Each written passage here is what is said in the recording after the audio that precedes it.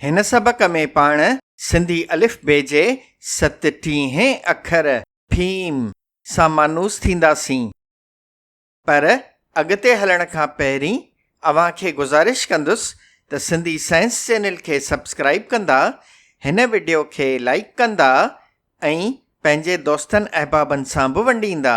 सिंधी अलिफ बे में 52 अखर आहिनि। पोयनि सबक़नि में पाण ही सभई अखर सिखी चुका आहियूं।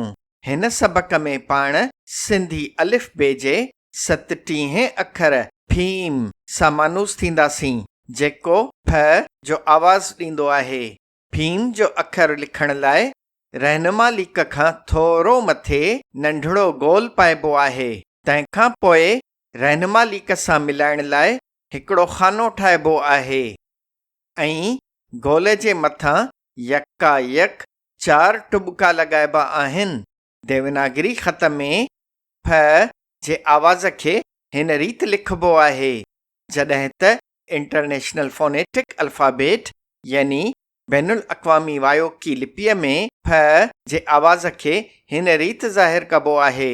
फीम जे अखर मथां ज़बर जी निशानी लॻाए फ जो आवाज़ लिखबो आहे।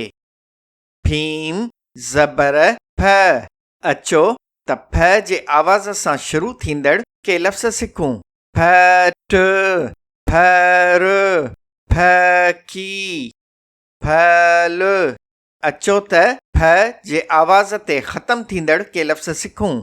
बाफ, दाफ, लाफ, नेफ। फीम जे अखर हेठां ज़ेर जी निशानी लॻाए फ जो आवाज़ लिखबो आहे। फीम ज़ेर फ। फ जे आवाज़ सां शुरू थींदड़ के सिंधी लफ़्ज़ ही आहिनि।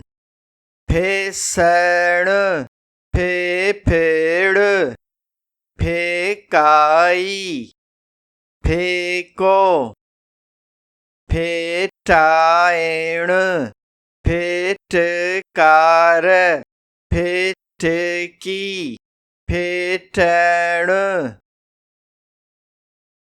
फीम जे अखर मथां पेश जी निशानी लॻाए फ जो आवाज़ लिखबो आहे। फीम पेश फ। हाणे फ सां शुरू थींदड़ के लफ़्ज़ सिखंदासीं। फटण, फुसड़ाट, फल, फहारो। फीम जे अखर पुठियां अलिफ जो अखर लॻाए फा जो आवाज़ लिखबो आहे। फीम अलिफ फा। फा जे आवाज़ सां शुरू थींदड़ के लफ़्ज़ ही आहिनि। फाट, फाटण, फासण, फाहो, फार, फारवा, फाल्हो। फीम जे अखर पुठियां वाव जो अखर लॻाए फो जो आवाज़ लिखबो आहे। फीम वाव फो। फो सां शुरू थींदड़ के लफ़्ज़ ही आहिनि। फोट, फोटो, फोरू, फोफो, फोफींडो, फोक, फोग। फीम अलिफ फा जे पुठियां नून जो अखर लॻाए फा जो आवाज़ लिखबो आहे। फीम अलिफ नून फा। अचो त फा जे आवाज़ सां शुरू थींदड़ के लफ़्ज़ सिखूं। फां, फांड, फांगो। फीम जे अखर पुठियां ये जो अखर लॻाए फे जो आवाज़ लिखबो आहे। फीम ये फे। फे जे आवाज़ सां शुरू थींदड़ के लफ़्ज़ ही आहिनि।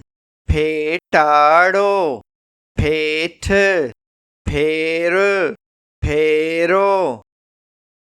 फीम ज़ेर फ जे पुठियां ये जो अखर लॻाए फी जो आवाज़ लिखबो आहे। फीम ज़ेर ये फी। फी जे आवाज़ सां शुरू थींदड़ के लफ़्ज़ ही आहिनि। फीथ, फीथो, फीण, फीणो। इन सां ई इहो सबक़ु पुॼाणीअ ते पहुतो। सिखंदा रहो। सिंधी साइंस चैनल ॾिसंदा रहो।